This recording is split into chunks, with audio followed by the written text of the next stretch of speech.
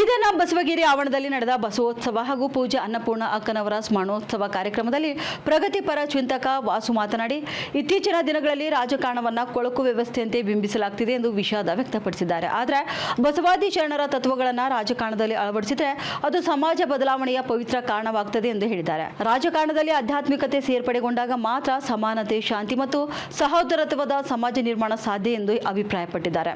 ಹಲವರಂತೂ ತಮ್ಮ ಭಾಷಣಗಳಲ್ಲಿ ಬಸವಾದಿ ಶರಣರ ವಚನಗಳನ್ನು ಉಲ್ಲೇಖಿಸುತ್ತಾರೆ. ಆದರೆ ಜೀವನದಲ್ಲಿ ಅದಕ್ಕೆ ವಿರುದ್ಧವಾಗಿ ನಡೆದುಕೊಳ್ಳುತ್ತಿರುವುದನ್ನು ಪ್ರತಿದಿನ ನಾವು ನೋಡ್ತಿದ್ದೇವೆ ಎಂದು ಹೇಳಿದ್ದಾರೆ.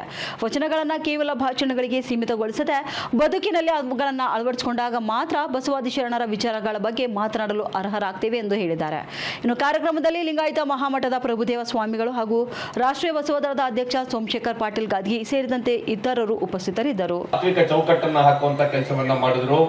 ಇವೆಲ್ಲದರ ಮುಂದುವರಿಕೆಯಾಗಿ ಮಾತೆ ಮಾದೇವಿ ಅವರು, ಅಕ್ಕ ಅನ್ನಪೂರ್ಣ ತಾಯಿಯವರು ಮತ್ತು ಈ ರೀತಿಯಲ್ಲಿ ಈ ನಾಡಿನಲ್ಲಿ ಅಲ್ಲಲ್ಲಿ ಮತ್ತೆ ಏನು ಬಸವ ತತ್ವ ಮೇಲೆ ಬಂದಿದೆ, ಇದು ಅದರಿಂದ ಈ ಸಮಾಜದಲ್ಲಿ ಒಂದು ಬದಲಾವಣೆ ಬರೋದಕ್ಕೆ ಸಾಧ್ಯ ಆಗುತ್ತೆ. ಕಲಿಕಿದರೆ ಯಾವುದಾದ್ರೂ ಒಂದು ತಾತ್ವಿಕ ಚಿಂತನೆ ನಮ್ಮ ವ್ಯಕ್ತಿತ್ವವನ್ನ ಬದಲಾವಣೆ ಮಾಡಿದ್ರೆ ಮತ್ತು ಈ ಸಮಾಜದಲ್ಲಿ ಬದಲಾವಣೆ ತರೋಕ್ಕೆ ಸಾಧ್ಯ ಆದ್ರೆ ಅದು ಹೇಗೆ ನೀವು ಬಸವಾದಿ ಶರಣರ ಚಿಂತನೆಯಲ್ಲಿ ನೋಡ್ತೀರಿ ಅಂತ ಅವರು ಕೇಳಿದ್ದಕ್ಕೆ ನಾನು ಏನು ನನ್ನ ಮನಸ್ಸಲ್ಲಿ ಆಲೋಚನೆ ಬಂತು, ಅದನ್ನಾಗುವಂತ ಅರ್ಹತೆ ಏನಾದ್ರೂ ಈ ರಾಜ್ಯಕ್ಕೆ, ಈ ನೆಲಕ್ಕೆ, ಈ ಮಣ್ಣಿಗೆ ಇದ್ರೆ ಅದು ಬಸವಾದಿ ಶರಣರ ವಚನಗಳಲ್ಲಿ ಜನಸಾಮಾನ್ಯರ ಮಧ್ಯಕ್ಕೆ ಸಾವಿರಾರು ಜನ, ಲಕ್ಷಾಂತರ ಜನರನ್ನ ಮುಂದೆ ಇಟ್ಟುಕೊಂಡು ಈ ವಚನಗಳ ಸಾರವನ್ನ ಮುಂದಿಟ್ಟ ಕೆಲಸ ಮಾಡಿದಂತ ಸ್ವಾಮಿ ಲಿಂಗಾನಂದಪ್ಪನವರು, ಇದರ ಏನಾದ್ರೂ ಮಾಡು, ನೀನು ನಮ್ಮಲ್ಲಿ ಮಾತ್ರ ರಾಜಕೀಯ ಮಾಡಬೇಡ ಅಂತ ಹೇಳ್ತೀವಿ.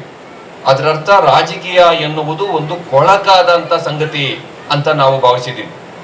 ರಾಜಕೀಯದಲ್ಲಿ ಒಂದು ಅಧ್ಯಾತ್ಮ ಸೇರಿಕೊಂಡ್ರೆ, ರಾಜಕೀಯದಲ್ಲಿ ಬಸವಾದಿ ಶರಣರ ಆಶಯಗಳು ಸೇರಿಕೊಂಡ್ರೆ ಅದು ಒಂದು ಪರಮ ಪವಿತ್ರವಾದಂತ ಸಮಾಜ ಬದಲಾವಣೆಯ ಕೆಲಸ ಆಗೋದಿಕ್ಕೆ ಸಾಧ್ಯ ಇದೆ.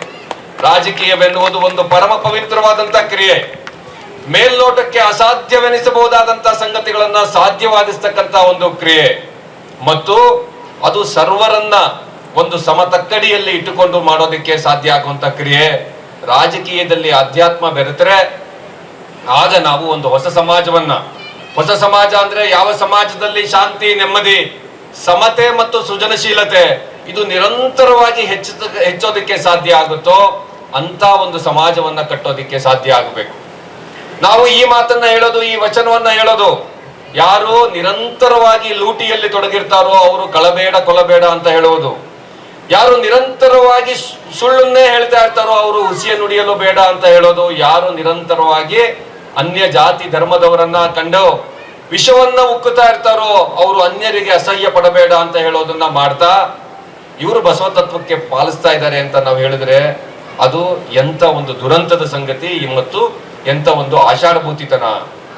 ಈ ವಚನಗಳನ್ನ ನಾವು ಹೇಳ್ಬೇಕಾದ್ರೆ, ಇಲ್ಲಿ ಕೂತು ಈ ವಚನಗಳನ್ನ ಹಾಡಬೇಕಾದ್ರೆ ಅದು ನಮ್ಮ ಎದೆಯ ಒಳಗಡೆ ಒಂದು ಅನುಭವವನ್ನ, ಅನುಭೂತಿಯನ್ನ, ಸ್ಫೂರ್ತಿಯನ್ನ, ಪ್ರೇರಣೆಯನ್ನ ತರೋದಕ್ಕೆ ಸಾಧ್ಯ ಆಗುತ್ತೆ. ಅಂದ್ರೆ ಸಾಧ್ಯ ಆಗುವುದಾದ್ರೆ ಮಾತ್ರ ನಾವು ಈ ಬಸವಣ್ಣನ ದಾರಿಯಲ್ಲಿ ನಡೀತಾ ಇದ್ದೀವಿ ಅಂತ ಹೇಳಿಕೊಳ್ಳುವುದಕ್ಕೆ ನಾವು ಯೋಗ್ಯರಾಗಿರ್ತೀವಿ. ಆದ್ರೆ ಇವತ್ತೇನಾಗಿದೆ, ನಿರಂತರವಾಗಿ ನಾವು ವಚನಗಳನ್ನ ನಮ್ಮ ಭಾಷಣಕ್ಕೆ ಮುಂಚೆ ಒಂದು ಸಂಪ್ರದಾಯವೇನೋ ಎನ್ನುವ ರೀತಿಯಲ್ಲಿ, ಒಂದು ಮಂತ್ರದ ರೀತಿಯಲ್ಲಿ ಪಠಿಸುವುದು ಮತ್ತು ಅದಾದ ಮೇಲೆ ನಮ್ಮ ನಿತ್ಯದ ನಡವಳಿಕೆಯಲ್ಲಿ ಅದಕ್ಕೆ ಸಂಪೂರ್ಣವಾಗಿ ಭಿನ್ನವಾಗಿ ನಡೆದುಕೊಳ್ಳೋದೇನಿದೆ ಇದು ಆಧ್ಯಾತ್ಮ ಅಲ್ಲ, ಅದು ಕೇವಲ ವ್ಯವಹಾರವಾಗಿ ಮಾತ್ರ ಇರ್ತದೆ. ಅಲ್ಲಿ ಒಂದು ಆಧ್ಯಾತ್ಮವನ್ನ ನಾವು ಕಾಣಬೇಕು ಅಂತ ಅಂದ್ರೆ ಇದನ್ನ ನಮ್ಮ ನಡವಳಿಕೆಯಲ್ಲಿ, ನಮ್ಮ ಬದುಕಿನಲ್ಲಿ ದಿನನಿತ್ಯವೂ ಕೂಡ ಹೇಗೆ ನಾವು ಇದನ್ನ ಅಳವಡಿಸ್ಕೊಳ್ತೀವಿ ಅನ್ನೋ ನಿಟ್ಟಲ್ಲಿ ಕೆಲಸ ಮಾಡಬೇಕಾಗುತ್ತೆ. ನಮಗೆ ಸ್ವಾಮಿ ಲಿಂಗಾನಂದಪ್ಪನವರು, ಮಾತೆ ಮಾದೇವಿಯವರು, ಅಕ್ಕ ಅನ್ನಪೂರ್ಣ ಅವರು ಮತ್ತು ಇಲ್ಲಿ ಅವರ ಕೆಲಸವನ್ನ ಮುಂದುವರ್ಸ್ಕೊಂಡು ಹೋಗ್ತಿರ್ತಕ್ಕಂಥ ಪೂಜ್ಯ ಪ್ರಭುದೇವರು, ಇವರೆಲ್ಲರಲ್ಲಿ ನಮಗೆ ಕಾಣೋದು ಒಂದು ಜಂಗಮತನವನ್ನ ನಾವು ಕಾಣ್ತೀವಿ. ಈ ಜಂಗಮತನದ ಬಗ್ಗೆ ಯಾಕೆ ನಾನು ಹೇಳ್ತಾ ಇದ್ದೀನಿ ಅಂದ್ರೆ,